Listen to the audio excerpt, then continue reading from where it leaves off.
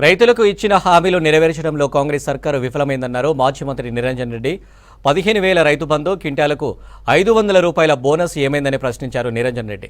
యాసంగి పంటల గురించి హామీ ఇవ్వాలని డిమాండ్ చేస్తుంటే రేవంత్ సర్కారు ఏమాత్రం పట్టించుకోలేదని విమర్శించారు. ఏ ఒక్క రోజు మంత్రి ప్రాజెక్టును విజిట్ చేయలేదన్న నిరంజన్ రెడ్డి కాళేశ్వరంలో రోజు 3 నుంచి 4 టీఎంసీల నీళ్లు వృధాగా పోతున్నాయన్నారు. ఈ రోజుకు రాష్ట్రంలో కాంగ్రెస్ పార్టీ ప్రభుత్వం వచ్చినాక ఈ 110-15 రోజులలో సుమారు 200 పైచిలకు మంది రైతులు ఆత్మహత్య చేసుకున్నారు. ఒక్క రైతు కుటుంబం దగ్గరికన్నా మీరు పరామర్శకు పోయినరా? ఒక్క ఎండిన పొలం కాడికైనా పరామర్శకు పోయినరా?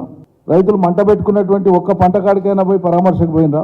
అయ్యో ఎందుకు ఇట్లా చేసుకుంటారు, మేము ఉన్నాం, మీరు చెప్పే వాదన అయితే చెప్తున్నారో ఇది ప్రకృతిపరమైనటువంటి తప్ప మా తప్పు ఏదో చెప్తున్నారో ఇదే మాట రైతుల దగ్గరికి పోయి మీరు ఎందుకు చెప్తలేరు? మరి ఎందుకు ఓదారుస్తలేరు?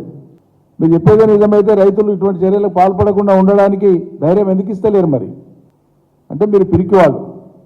రైతాంగాన్ని ఎదుర్కొనేటువంటి ధైర్యం, సత్తా మీకు ఇలా లేదు, మీరు కోల్పోయారు.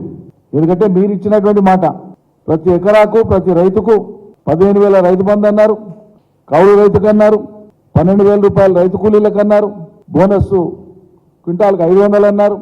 ఇవేవి చేయలేదు కాబట్టి అలా మీరు రైతుల దగ్గరికి పోతే మీ ముఖాన ఇవన్నీ అడిగి ప్రశ్నిస్తారని రైతుల్ని ఎదుర్కొనేటువంటి ధైర్యం లేక మీరు పోలేకపోతున్నారు. అందుకే అవతల పాటలకు వెళ్ళి యువతల పాటలకు వెళ్ళి నలుగురిని చేర్చుకొని కండువాలు కప్పి దినాం బీఆర్ఎస్ పని అయిపోయింది ఖాళీ అయింది, ఇంకో పార్టీ పని అయిపోయింది ఖాళీ అయింది, ఉన్నదంతా మేమే, 20 ఏళ్ళు మేమే, 30 ఏళ్ళు మేమే, భూమి ఉన్నంత వరకు మేమే అని ప్రగల్భాలు పలుకుతున్నారు. పాలన చేతనైతే మీకు రైతుల దగ్గరికి పోండి, ధైర్యం చెప్పండి, ఆ పని చేస్తలేరు. గత ప్రభుత్వ హయాంలో కొన్ని మనం చేయలే, వాస్తవం. అస్తమానం పోయిన ప్రభుత్వం మీద మాట్లాడమే తప్పిస్తే మీ చర్యలు ఎక్కడున్నాయి?